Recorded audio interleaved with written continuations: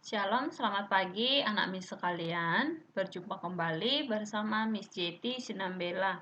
Nah, sekarang kita masih melanjutkan pembelajaran kita yaitu tentang persamaan kuadrat ya. Tentang persamaan kuadrat. Namun, yang kita bahas sekarang dari persamaan kuadrat yaitu penggunaan diskriminan. Nah, apa sih itu diskriminan gitu ya? Nah, ayo kita bahas dulu. Kita perhatikan dulu, kita sudah menentukan akar-akar dari persamaan kuadrat, baik menggunakan pemfaktoran, kemudian melengkapkan kuadrat sempurna, dan yang ketiga yaitu menggunakan rumus ABC ya, yaitu min B plus minus akar dari B kuadrat kurang 4AC per 2A. Nah, apa sih hubungannya rumus ABC ini dengan diskriminan? Nah, kita perhatikan ya. Nah, dari rumus yang ini maksudnya, tampak bahwa akar-akar persamaan kuadrat sangat ditentukan oleh nilai B kuadrat kurang 4AC ya, yang di dalam akarnya nih. Ya, jadi nilai yang di dalam akar ini sangat berpengaruh untuk menentukan akar-akarnya atau penyelesaiannya ya. Nah, bentuk B kuadrat kurang 4AC itulah yang disebut dengan diskriminan atau pembeda ya. Jadi yang di dalam akar itu, yang ini B kuadrat kurang 4AC inilah yang disebut dengan diskriminan. Dan biasanya dilambangkan dengan D ya, D besar. Sehingga D atau diskriminan sama dengan B kuadrat kurang 4AC. Ya. Nah, oke. Pemberian nama atau istilah diskriminan dikarenakan nilai D atau diskriminan sama dengan B kuadrat kurang 4AC itu yang mendiskriminasikan ya atau membedakan jenis akar-akar persamaan kuadrat ya. Jadi kegunaan diskriminan adalah untuk menentukan jenis akar-akar persamaan kuadrat. Nah, bagaimana sih dia? Misalnya gini ya. Jenis akar-akarnya bagaimana? Atau misalnya akar-akarnya adalah X1 dan X2. Bagaimana jenisnya? Apakah X1 dengan X2-nya sama atau akar kembar ya? Atau apakah X1 dengan X2-nya berbeda ya? Nah, itu yang bisa kita bedakan dengan menggunakan diskriminan.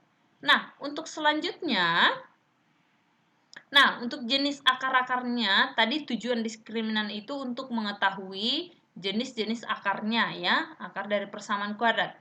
Nah, bagaimana jika diskriminannya lebih besar dari 0? Ya, jika diskriminannya lebih dari 0, maka persamaan kuadrat itu merupakan bilangan real positif ya, akar-akarnya merupakan bilangan real positif ya, yang positif sehingga persamaan kuadrat mempunyai dua akar real berlainan atau berbeda. Ya.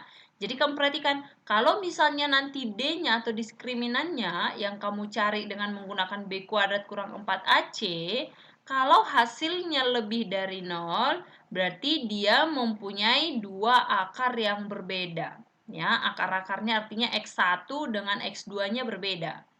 Nah, dan jika D-nya atau diskriminannya sama dengan 0, maka persamaan kuadratnya mempunyai dua akar real yang sama atau biasa juga disebut dengan akar kembar. Ya, akar kembar artinya kalau akar-akarnya X1 dan X2, berarti X1 sama dengan X2. Ya, sama dia. Nah, kemudian untuk D kurang dari 0. Ya, kalau D-nya kurang dari 0 bagaimana? Kan tadi di sini untuk D lebih dari 0 berarti dia berbeda. Kalau D sama dengan 0 berarti kembar, akar kembar ya. Kalau D kurang dari 0 berarti merupakan bilangan tidak real. Ya, tidak real atau disebut juga dengan imajiner. Artinya berarti yang di dalam akar itu nanti nilainya minus karena kurang dari 0. Ya, berarti nilainya minus. Nah, maka persamaan kuadrat tidak mempunyai akar real atau persamaan kuadrat mempunyai akar tidak real, artinya tidak ada akar-akarnya yang real, ya. Nah, untuk lebih jelasnya kita perhatikan contohnya. Tanpa menyelesaikan persamaan lebih dahulu, artinya tanpa mencari akar-akarnya, tentukan jenis-jenis akar persamaan kuadrat dari x kuadrat tambah 5x tambah 2 sama dengan 0. Nah, kita perhatikan.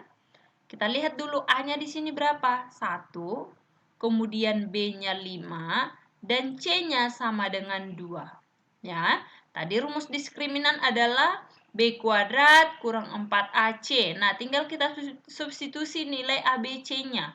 B-nya berarti 5 kuadrat kurang 4 kali A kali C. 4 kali 1 kali 2. Ya, hasilnya 17. Nah, ternyata 17 ini lebih dari 0. Berarti D-nya atau diskriminannya lebih dari 0. Jadi, jenis akar-akarnya dari persamaan ini adalah berlainan atau akar real yang berbeda. Ya. Jadi, kalau misalnya kita cari akar-akarnya dari x kuadrat tambah 5x tambah 2 ya. Berarti berapa akar-akarnya nanti? X1-nya tidak sama dengan X2. Ya, X1 tidak sama dengan X2.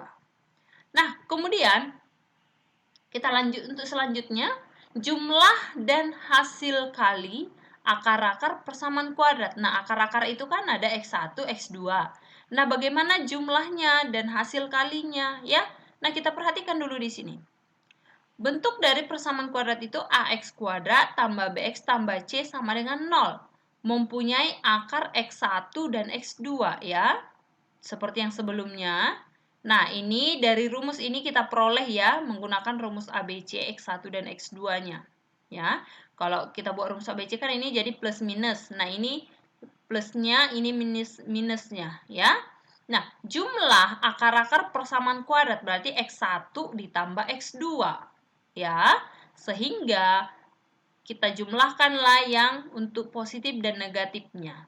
Sehingga diperolehlah nilainya. Nah, ini boleh nanti kamu perhatikan penyederhanaannya bagaimana ya.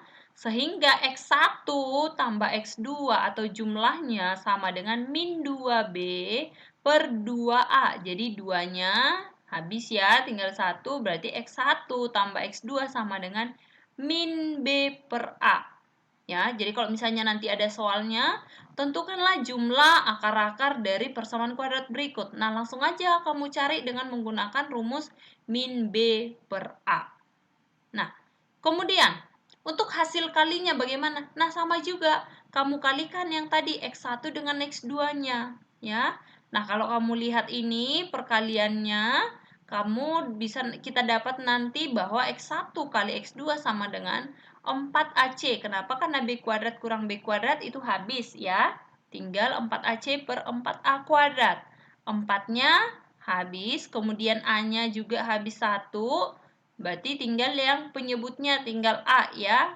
Tidak A kuadrat lagi. Sehingga X1 kali X2 sama dengan C per A. Nah, sebagai contoh kita perhatikan. Ya, sebagai contohnya. Akar-akar X kuadrat kurang 3X tambah 4 sama dengan 0 adalah X1 dan X2.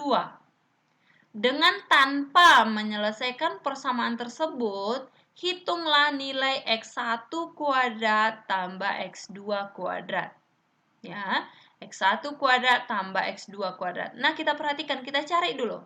Nilai X1 tambah X2 tadi rumusnya min B per A.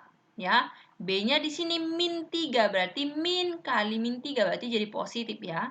Kemudian A-nya 1, berarti 3 per 1 sama dengan 3. Nah, kemudian X1 kali X2, berarti C per A, nilai C-nya 4, nilai A-nya 1, sehingga C per A sama dengan 4. Nah, kemudian X1 kuadrat tambah X2 kuadrat ini ya, aljabar, sama dengan X1 kuadrat tambah X2 kuadrat tambah 2X1 X2 kurang 2X1 X2. Ya, sehingga X1 tambah X2 dikuadratkan. Ya, ini dikurang 2x1 x2. Ya, jadi ini harus kamu ingat, x1 kuadrat tambah x2 kuadrat itu sama dengan x1 tambah x2 dikuadratkan dikurang 2x1 x2. Ya, kita tinggal substitusi nilai yang udah kita dapat tadi, x1 tambah x2 sama dengan 3. Ini ya, kita ganti dengan 3. Kemudian kuadratnya ini tetap kuadrat. Kemudian 2 kali 4. Dari mana? X1, X2-nya kan 4. Ya, sehingga 2 kali 4.